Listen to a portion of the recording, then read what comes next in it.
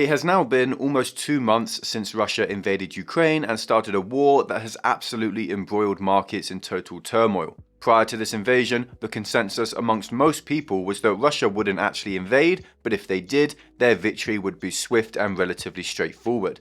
The fact then that we're even talking about this today still is all the evidence we need to know that things have not gone to plan.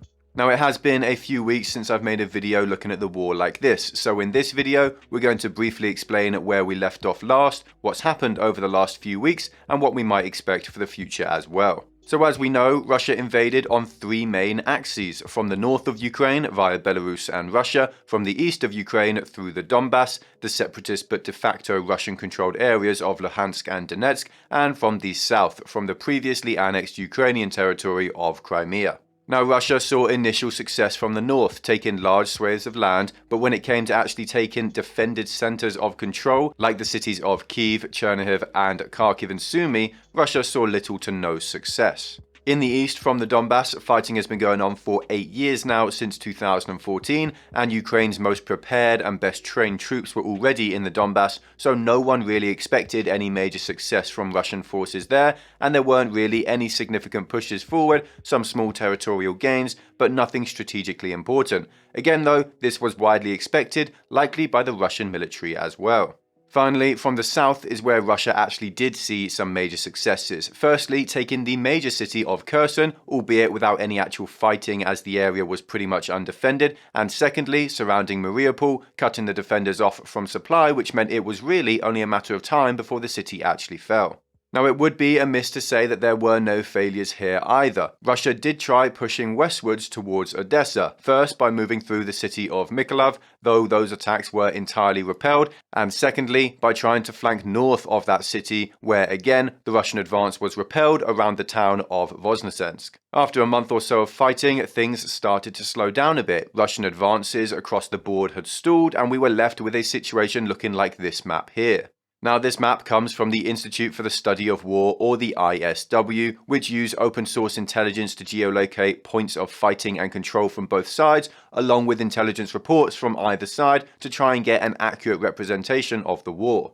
Now, as you can see, large swathes of territory was seized by Russian forces in the north, around the cities of Kyiv, Chernihiv, Sumy, and Kharkiv, though none of these cities were ever actually surrounded and cut off from supplies themselves, and Russian forces never managed to actually get close to taking those cities either. There were some small gains in the east and then major gains in the south. Now, it was at this point, in late March, that we started getting reports of Ukrainian counterattacks on Russian forces in the north, represented by those blue marks on the following maps here. Reportedly, these attacks were relatively successful, and Russian forces camped outside Kyiv in particular were at risk of having their supply lines disrupted, so a general rout of Russian forces occurred, again first around Kyiv and eventually extending to the Russian forces around Chernihiv and Sumy as well. At this point in time, all Russian forces have essentially pulled out of the north of the country. Now, those are the facts there. The reasons behind these events are not quite as clear-cut, but there are a few theories. The first theory is basically that Russia was incapable of achieving its objectives in the north. They did make real attempts to take major cities in the north in the early days of the war, and they took major casualties despite having no real successes there. So the first theory states that Russian strategy has now changed, and so these troops were withdrawn, and they will be redeployed in the south and the east where they are seeing some success. The second theory is that this was the plan all along, that Russia never intended to actually take Kyiv or Chernihiv, and this was one of the great big distractions to draw forces away from the important fighting in the south and the east. Frankly, there isn't really any evidence to support this idea, it's all conjecture, but there is plenty to suggest otherwise, like for instance the use of very well trained, valuable and well equipped VDV or Russian paratroopers who were all but wiped out around Kyiv trying to take that airport that would have allowed them to assault the city, and the fact that throwing your best troops away from a feint is kind of an awful idea. There's also the huge amount of resources thrown at Kyiv in the first month as well. We all remember the mile-long convoys that continue to truck resources, weapons and men towards Kyiv for weeks. There are the huge losses of really high-quality equipment in this area as well, like Ka-52 gunships, Heinz and fixed-wing aircraft that were shot down in this advance too. Then finally, we have the main purpose of Russia's war as evidenced by the rhetoric spewed out at the Russian people, that being the replacement of the current Ukrainian government with a puppet of Russia. with a puppet government by Russia. And for that to occur, you have to take control of Kyiv, the political institutions, and at least force the old government into exile, if not capturing them outright. So this idea that this was planned all along really doesn't stand to much reason. I'll also point out briefly that the people who are pushing this idea have only pushed it the last 2 weeks or so since Russian troops have retreated, and they've been changing their theories constantly as they've been proven wrong time and time again. First, they were spouting that Kyiv will fall in the first few days. They're just letting civilians escape first and regrouping, literally just for 48 hours before they assault and take the city. Then their claims were that Russian troops were just being resupplied before taking the city, and it would be a couple of weeks. Then they said Russia would surround Kyiv first and then take the city only once supplies had been cut off, and then only when Russian troops started their retreat did they decide that this was planned all along. Now, the next thing worth talking about is the city of Mariupol itself and the siege that has now been going on for over a month, but is probably getting very close to its conclusion. The city was a major population hub on the Azov coast and was heavily defended by thousands of Ukrainian forces who had stockpiled loads of munitions as well. These forces were cut off, and it turned into a very gritty siege that has seen the fiercest fighting in the entirety of this war so far, with Russian forces slowly gaining little bits of ground every day and both sides taking thousands of casualties each. About a week ago, we got reports of the first mass surrender of Ukrainian forces in the war from Mariupol, up to 1,000 Marines from the Navy who had been cut off from the rest of the Ukrainian forces and had run out of munitions. Those men are now prisoners of war under Russia's control. Another pocket of Ukrainian forces had been cut off from the rest, but they managed to break out and rejoin the rest of the Ukrainian forces to continue fighting. As of right now, this is the situation, with almost all of the city either under the control of Russian forces or not in the control of Ukrainian forces, except for the industrial area in the east of the city, where a couple of thousand Ukrainian forces are thought to be defending. Now, the reason I use the ISW's maps here for Mariupol is because, unlike other maps from news organizations, they are using geolocated and time-stamped pictures and videos showing the fighting to determine which areas are actually under which side's control. The ISW really has proven to be incredibly reliable at mapping this conflict so far, and there is no better source for maps in my opinion. Now, it is very hard to know exactly what is going on here or now. Mariupol could fall completely within a day, or the defenders could probably hold out another couple weeks in the industrial areas. The reason this is so hard to judge is that we aren't getting much information from the Ukrainian side anymore. We don't know how many defenders there are, we don't know how many munitions they have, what their food supplies is like. We don't really know anything about this right now, so we just have to wait and see. We do know that thousands have died in this siege so far, thousands more may well die too, and we do know that it's really just a matter of time until the city falls to Russia.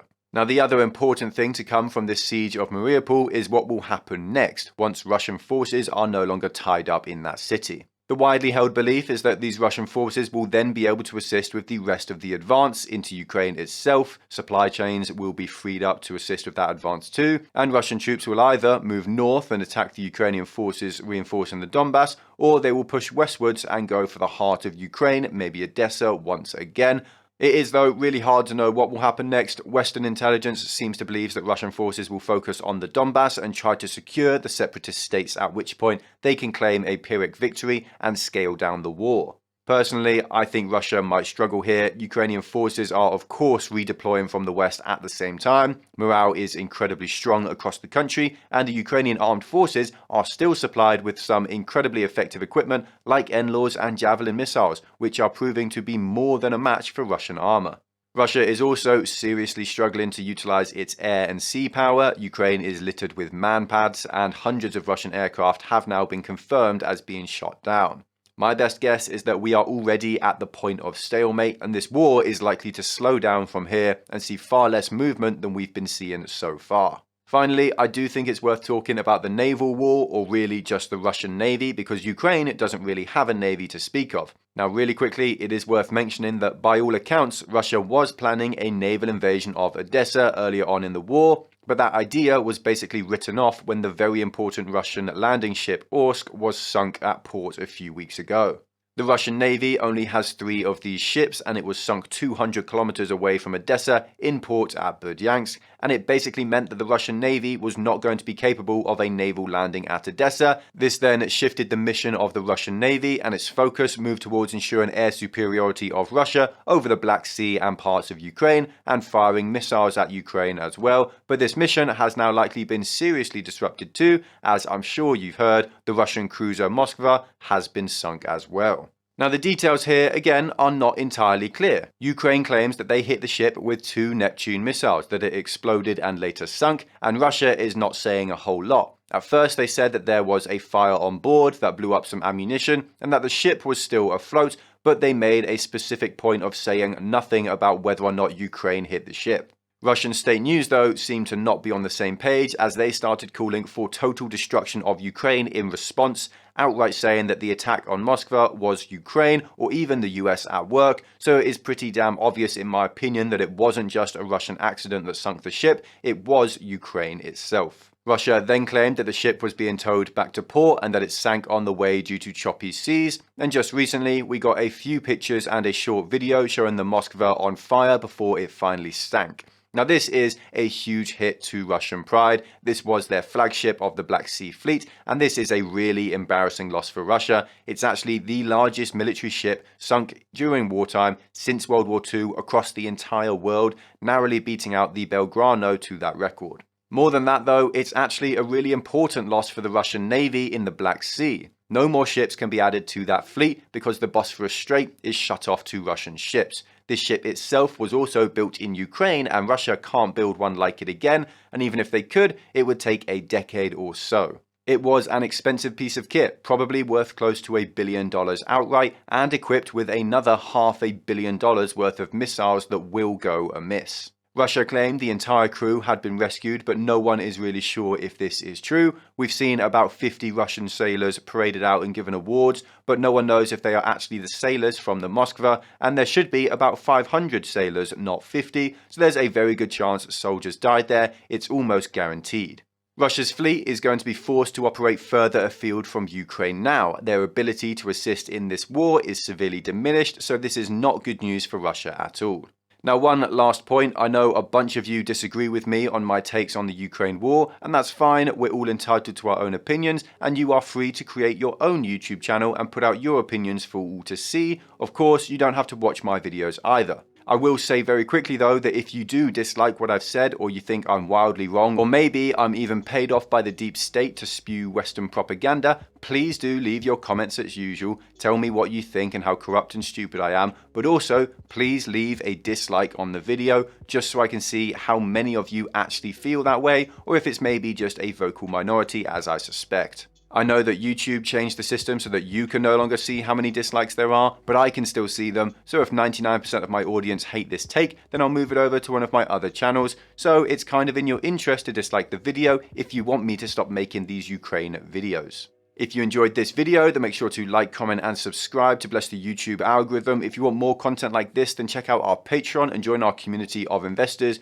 You get access to our Discord, loads of exclusive content like insight into my portfolio and buy and sell alerts for all my own investments.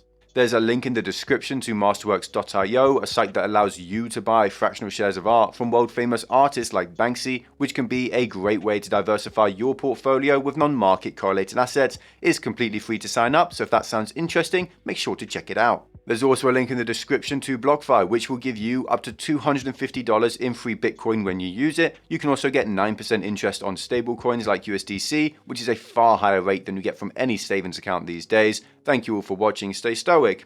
Until next time.